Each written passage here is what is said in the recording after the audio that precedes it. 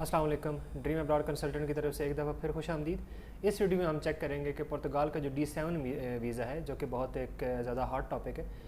वो इस वजह से हॉट टॉपिक है कि इसमें आपने कोई इन्वेस्टमेंट वगैरह नहीं करनी। इसमें आपका वो कोई बहुत ज़्यादा वेट टाइम नहीं है। इसमें कोई आपके बहुत ज़्यादा जो डॉक्यूमेंट्स हैं वो आपके यूज़ नहीं हो रहे होते। ये रिटायर्ड जो हजरात हैं वो भी जा सकते हैं, जो पेंशनर्स हैं वो भी जा सकते हैं। किसी के पास अगर कोई पैसिव इनकम है, लाइक किसी ने कोई रियल एस्टेट में इन्वेस्ट किया हुआ है जहाँ से उसको मंथली कोई ना कोई सैलरी वगैरह आती रहती है, which is equivalent to 8,270 euros.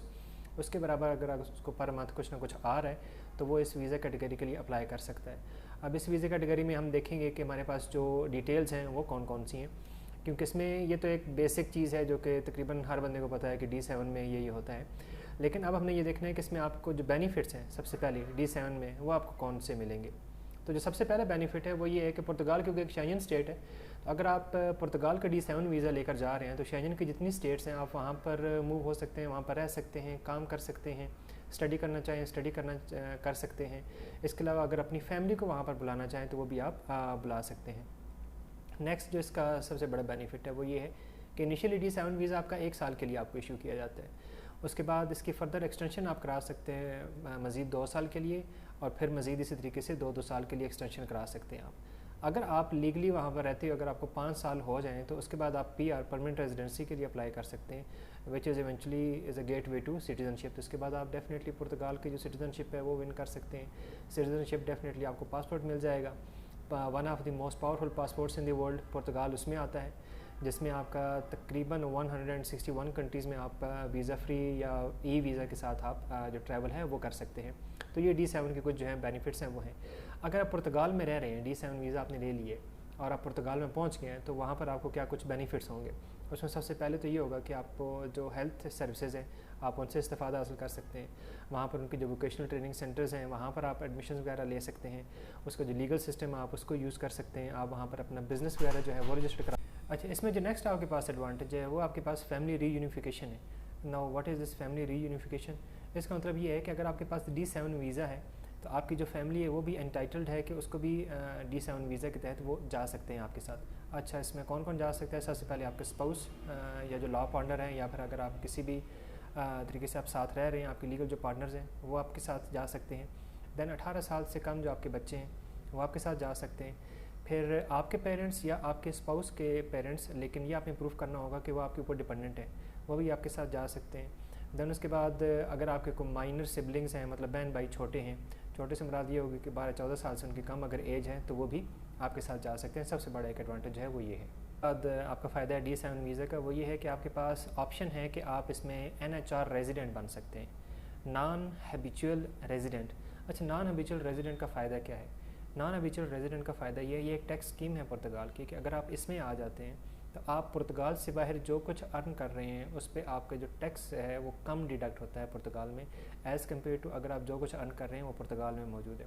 So D7 visa category actually जो है ना, ये है ही ऐसे कि आप पुर्तगाल से बाहर रह रहे हैं, आपकी वहाँ से कोई ना कोई इनकम आ रही है, तो आपकी जो भी अर्निंग है वो तो पुर्तगाल से बाहर से आ रही है। तो अगर आप NHR का स्टेटस ले लेते हैं तो आपका जो टैक्स कट है वो भी आपकी बचत हो जाएगी उसमें। नॉर्मली अगर वो 38%, 40% अगर आपका टैक्स कट है तो इसमें आप 15%, 20% तक पहुँच जाते हैं। ये भी आपका एक बेनिफिट है। अच्छा, इसमें एलिजिबल कौन कौन से हैं? हर वो बंदा जो कि पूरी दुनिया में कहीं पर भी कोई भी नेशनलिटी का है वो इसमें अप्लाई कर सकते हैं, एज़ लॉन्ग एज़ जो ऊपर कंडीशन बताई गई हैं वो उनको फुलफ़िल करे। उसके पास इतने फ़ंड्स हों कि जब वो पुर्तगाल में आएँ तो यहाँ पर आकर वो अपने आप को सपोर्ट कर सकें। सपोर्ट करने का मतलब ये है कि वो यहाँ पर जो रेंट है वो दे सकें, अपने जो मंथली एक्सपेंसेस हैं वो बेयर कर सकें। अगर उनको कुछ और कोई बिज़नेस वगैरह करना है तो वो भी फ़ंड्स उनको चाहिए होंगे। फिर उनका कोई भी किसी किस्म का क्रिमिनल रिकॉर्ड जो है वो नहीं होना चाहिए। अच्छा, इसमें आपके पास होगा ये कि आपने पहले 2 सालों में तकरीबन 16 मंथ्स वहाँ पर रहना होगा। इनिशियली आपको सिर्फ 2 एंट्रीज़ D7 पे अलाउ होंगी। 2 एंट्रीज़ का मतलब ये है कि आप पहले जाएंगे और पहले जाके वहाँ पे रेजिडेंट परमिट जो होगा वो लेंगे। D7 वीज़ा लगा ना, तो आपके पास रेजिडेंट परमिट तो अभी नहीं है, तो वहाँ जाके आप रेजिडेंट परमिट के लिए अप्लाई करेंगे। अब रेजिडेंट परमिट डिपेंड करता है कि आप जब उसकी अपॉइंटमेंट वगैरह लेते हैं SCF की, तो समटाइम्स अगर आप किसी ऐसी जगह पर मौजूद हैं, पोर्तो वगैरह में सपोज़ आप मौजूद हैं, लिस्बन में आप मौजूद हैं जो कि हाईली पॉपुलेटेड उनके सिटीज़ हैं, वहाँ पर मौजूद हैं, तो मे बी आपको 120 डेज़ या 140 डेज़ में आपको अपॉइंटमेंट मिले। लेकिन अगर आप उनके किसी कंट्री साइड एरिया में चले जाते हैं या फिर किसी ऐसी सिटी में चले जाते हैं जहाँ पर आबादी कम है, तो मे बी आपको 15 डेज़ में अपॉइंटमेंट मिल जाए।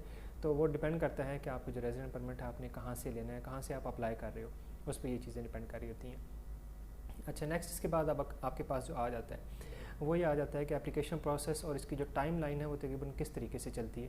तो नेक्स्ट अभी जो होगा हम उसमें ये एक्सप्लेन करेंगे कि इसमें कौन कौन से चीज़ें पहले कौन सी आती है, फिर नेक्स्ट क्या करना है, फिर आपने स्टेप्स कौन से इन्वॉल्व होंगे और उसमें टाइम तकरीबन देखेंगे कि हमारा जो एप्लीकेशन प्रोसेस है D7 वीज़ा का वो कैसे होगा, उसमें कौन कौन सी चीज़ें किस तरतीब से आएंगी। सो जो first and the most important thing है, जो पहले स्टेप है वो आपके पास है कि आपने NIF नंबर लेना है। ना what is this NIF number? ये बिल्कुल जिस तरह पाकिस्तान में NTN नंबर है ना, वैसे ही वहाँ पर NIF नंबर है। अगर आप NIF नंबर होगा देन ही आप वहाँ पर कुछ भी कर पाएंगे। पाकिस्तान की तरह तो नहीं है कि NTN नंबर है या नहीं है तो आप यहाँ पर अपनी बिज़नेस भी ओपन कर रहे हैं और बाकी बैंक अकाउंट्स भी ओपन कर रहे हैं। सो फर्स्ट आपने NIF नंबर लेना है, जिसके लिए आपको वहाँ पर जाने की ज़रूरत नहीं है, बल्कि ओके NIF नंबर आपने ले लिया। NIF नंबर लेने के बाद जो नेक्स्ट स्टेप, अच्छा NIF में ये होगा कि आपको वहाँ पर जाना ज़रूरी नहीं है।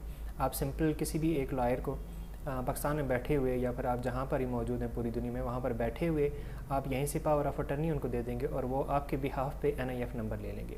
जैसे NIF नंबर आ जाएगा तो उसके बाद जो नेक्स्ट स्टेप है वो आपने एक बैंक अकाउंट वहाँ पर पुर्तगाल में ओपन करना है। अब जो बैंक अकाउंट होगा उसके लिए भी आपको जाने की ज़रूरत नहीं है, बल्कि रिमोटली आप कहीं से भी बैठ के आप उसको ओपन कर सकते हैं। नेक्स्ट जो आपके पास जो सेकंड स्टेप आ जाता है, फर्स्ट स्टेप NIF एंड साथ बैंक अकाउंट ओपनिंग, और जो सेकंड स्टेप है वो आपके पास है कि आपने अपनी अकोमोडेशन जो है वो अरेंज करनी है। अकोमोडेशन अरेंज करने को प्रॉब्लम नहीं है, बहुत सी रियल एस्टेट कंपनीज़ होती हैं, एजेंसीज़ होती हैं जिनके थ्रू आप अपनी जो रेजिडेंस है वो अरेंज कर सकते हैं। आप होटल बुकिंग कर सकते हैं, आप Airbnb को यूज़ कर सकते हैं, आप booking.com hotels.com को यूज़ कर सकते हैं। आप अगर गूगल पे थोड़ा सा भी सर्च करें तो आपको ऐसी कई कंपनीज़ मिल जाएंगी जो कि आपको ये सहूलत प्रोवाइड करती हैं कि आप पाकिस्तान में बैठ के ही पूरी दुनिया में कहीं पर भी अपनी जो अकोमोडेशन है वो अरेंज कर सकते हैं। तो नेक्स्ट स्टेप आपका ये होगा।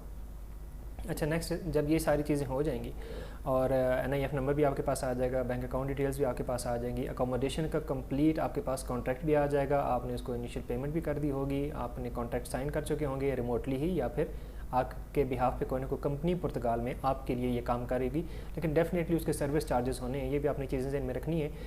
Nothing is free in this world. तो अगर आप कहेंगे कि फ्री ऑफ कॉस्ट हो जाएगा तो ऐसा नहीं होना, कॉस्ट इसके साथ डेफिनेटली इन्वॉल्व होंगी। जब ये सारे डॉक्यूमेंट्स आपके पास आ जाएंगे कोरियर होकर, तो देन उसके बाद अब आपका जो पुर्तगाल का जो कौंसलेट है या एम्बेसी है तो वहाँ पर अब आपने वीज़ा अप्लाई करना है। सपोज़ इस्लामाबाद में आप अप्लाई करते हो एम्बेसी में, तो वहाँ पर आपको जो जो चीज़ें चाहिए होंगी, तकरीबन आपका जो पासपोर्ट है 6 मंथ्स तक वैलिड होना चाहिए, कम से कम उसकी वैलिडिटी होनी चाहिए। 2 आपकी जो रिसेंट फ़ोटोग्राफ्स हैं वो आपके पास होनी चाहिए। देन उसके बाद आप पुर्तगाल की रेजिडेंसी ले क्यों रहे हैं, आपने एक ऐसा कवर लेटर बनाना है। अगर आपको इसमें कोई मुश्किलात पेश आएँ तो डेफ़िनेटली आप कोशिश करें कि आप हमेशा किसी एक्सपर्ट बंदे की जो खिदमात हैं वो हासिल कर लें।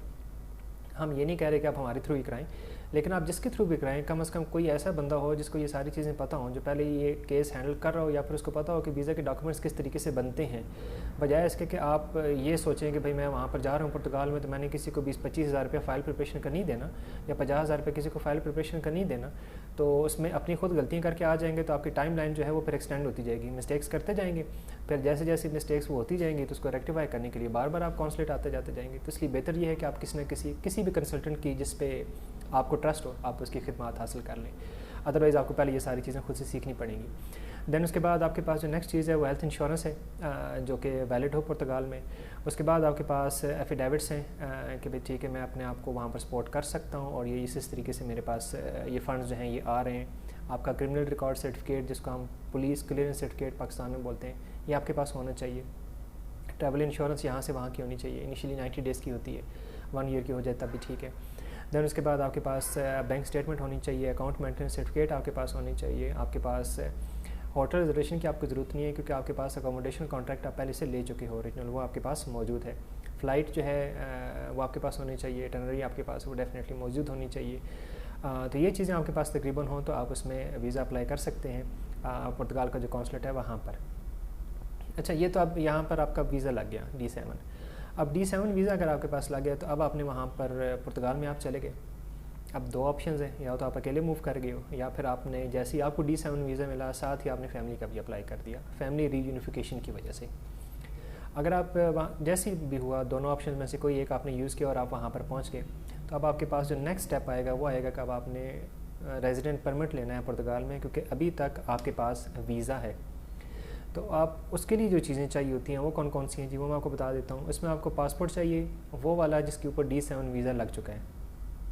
और नेक्स्ट आपके पास प्रूफ ऑफ अकोमोडेशन, जो आपने यहाँ पर रिहाइश पुर्तगाल में अरेंज की थी पाकिस्तान में रहते हुए, तो वही आपने एम्बेसी में रिप्रेजेंट की थी, यहाँ पर भी वही लेकर जानी है। ऐसा ना हो कि यहाँ पर कुछ और अरेंज की, वहाँ पर आपको कोई और पसंद आ जाए।